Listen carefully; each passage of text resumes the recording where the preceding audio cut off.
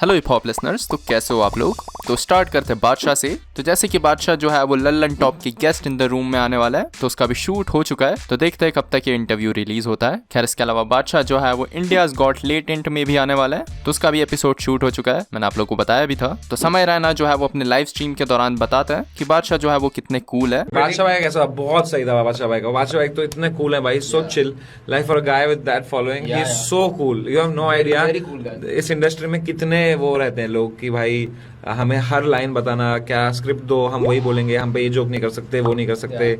हम 10 टीम्स आती हैं उनकी, पहले run it by us, are you sure he will say this, if you say this what he should say, give us the script. And I am like there is no script यार, but Badshah is the coolest person, he is like अबे जो बोलना है बोलना है। खैर बादशाह का प्रखर के प्रवचन के साथ जो पॉडकास्ट देखने को मिला था, उसमें वो करण औजला के बारे में बात करता है और अप्रिशिएट करता है कि जहाँ से वो आया है, बिना माँ बाप के कैसे उसने सर्वाइव करा है, और इंडिया से कनाडा, फिर वहाँ पे अपनी जगह बनाना। साथ ही वो कहता है कि करण अभी लंबा जाएगा क्योंकि वो लिखता है। लिखने से उनका मतलब था कि अच्छा लिखता है वो। He was raised without a family.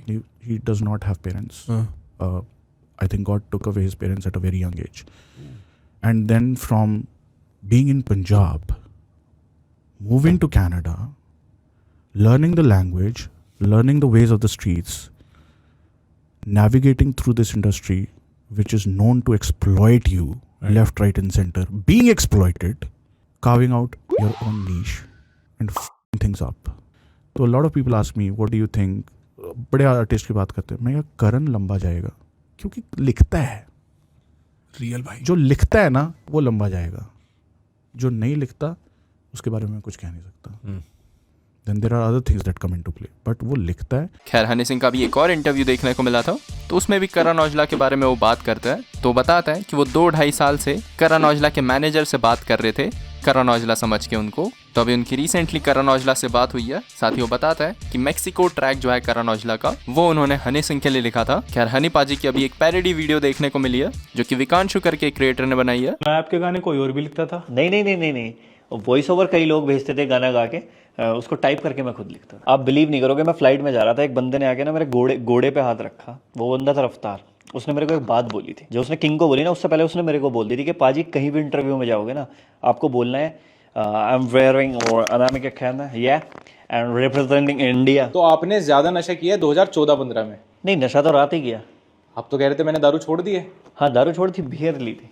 तो फिर पीक कब आया आपका? पीक आया 2016-17 के करीब। आप कह रहे थे करियर का पीक तो 2012-13 में आया। नहीं, नशे का तो 16-17 में आया ना, लेकिन कमबैक ऐसा होगा मैंने सोचा नहीं था। कमबैक हुआ कहाँ? अभी तो एल्बम डाली है आपने। नहीं, नशे की बात कर रहा हूँ मैं। तो ये माफिया मुंडी की कैसे स्टार्टिंग हुई? इक्का, लिल गोलू, रफ्तार, ये लोग एक क्लब में थे, तो वहाँ पे इक्का भाई की हो गई भसड़। इक्का ने दिया भेड़ जैसी, बंदे के कान का पर्दा बाहर। अब लिल गोलू के पास सेंटर होती ना, तो ये लोग गीता कॉलोनी होते हुए सीधा मदर डेयरी पहुंचे। अच्छा, मम्मी ने मुझे डबल टोन दूध लेने भेजा था, तो फिर वहाँ पे मुलाकात हुई। खैर अब बात कर लेते रफ्तार के बारे में। तो कृतज्ञ शर्मा जो कि एक आर्टिस्ट ही है, तो उन्होंने अपनी मिक्स टेप भेजी थी रफ्तार को। तो रफ्तार इस पर रिएक्ट करता है, बीसी क्या सुंदर आर्ट वर्क है, पैकेज ब्रो, इसको मैं गाड़ी में बैंग करके तुझे क्लिप्स भेजता हूँ, प्रमोटेड। तो बात कर लेते हैं एमिनेम के बारे में। तो एमिनेम के पब्लिशर अभी $39 मिलियन की एक लीगल बैटल हार चुका है स्पॉटिफाई से। तो 2019 में एमिनेम के पब्लिशर 8 Mile स्टाइल जो है वो सू करता है स्पॉटिफाई को, और ये कहता है कि एमिनेम को उनकी रॉयल्टीज नहीं मिल रही है बिलियंस ऑफ स्ट्रीम्स की। तो पब्लिशिंग रॉयल्टीज और मास्टर रॉयल्टीज अलग अलग होती है। तो पब्लिशिंग के उनके पैसे अटके हुए थे, तो फिलहाल जज ने ये कह दिया है कि प्रॉपर इसकी लाइसेंसिंग वगैरह नहीं हुई थी, इस कारण से अभी ये केस हार चुका है।